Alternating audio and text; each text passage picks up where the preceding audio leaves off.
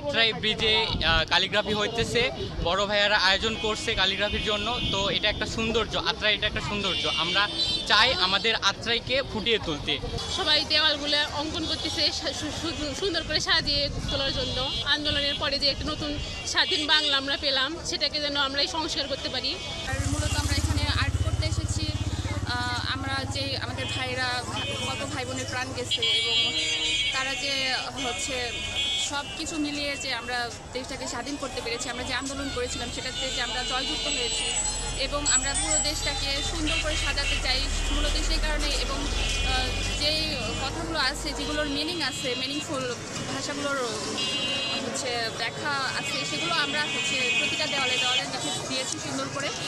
আমি এখানে আসছি তার কারণ হচ্ছে আমার গ্রামের একজন ছেলে শেখ ফাহমিন জাফর, যাকে টঙ্গী সরকারি কলেজে নির্মমভাবে গুলি করে হত্যা করা হয়। তো তার প্রতি মায়া এবং ভালোবাসা থেকেই আমি আজকে এখানে এসেছি।